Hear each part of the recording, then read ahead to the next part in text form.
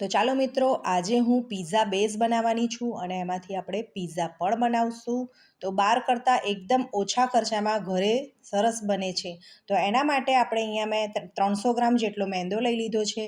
હવે એની અંદર સ્વાદ પ્રમાણે મીઠું ઉમેરી લઈશું. ત્યાર પછી મેં અહીંયા 2 ચમચી જેટલી દળેલી ખાંડ લીધી છે, એ ઉમેરી લઈશું. બેકિંગ પાવડર 1 ચમચી ઉમેર્યો છે. ત્યાર પછી 2 ચમચી જેટલું તેલ ઉમેર્યું છે. ત્યાર પછી 2 ચમચી જેટલું દહીં ઉમેરી લઈશું.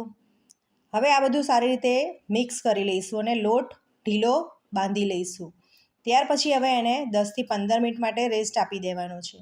તો તમે જોઈ શકો છો લોટ એકદમ સરસ ફૂલી ગયો છે. તો હવે એને સારી રીતે મસળી લઈશું અને બધા લુવા તૈયાર કરી લઈશું. ત્યાર પછી એના રોટલા બનાવી લઈશું.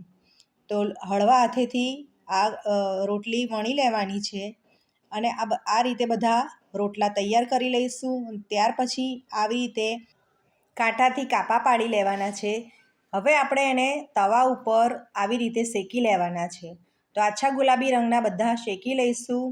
ત્યાર પછી બધા રોટલા શેકાઈ જાય ત્યાર પછી હવે એને આપણે ઠંડા કરવા મૂકી દઈશું. ત્યાર પછી હવે મેં અહીંયા એક પેનની અંદર 2 ચમચી જેટલું તેલ લઈ લીધું છે અને આ રીતે ડુંગળી લાંબી સમારી લીધી છે, એને થોડી શેકાવા દઈશું. ત્યાર પછી એની અંદર કેપ્સિકમ મરચાં પણ લાંબા સમારેલા લઈ લીધા છે, એ પણ ઉમેરી લઈશું. સ્વાદ પ્રમાણે મીઠું ઉમેરી લેવાનું છે.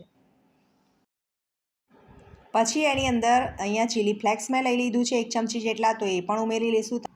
તો આ પિઝા બેઝનું સ્ટફિંગ આપણે તૈયાર કરી લીધું છે. તો હવે આપણે પિઝાના રોટલા પર આ રીતે સોસ લગાવીને આ સ્ટફિંગ પાથરી દેવાનું છે અને આ રીતે આપણે ચીઝ છીણી લેવાનું છે. હવે આપણે તવાની ઉપર તેલ લગાવી લીધું છે અહીંયા અને આપણે આ રીતે રોટલો શેકવા માટે મૂકી દેવાનો છે અને ઢાંકીને 10 મિનિટ માટે શેકાવા દઈશું.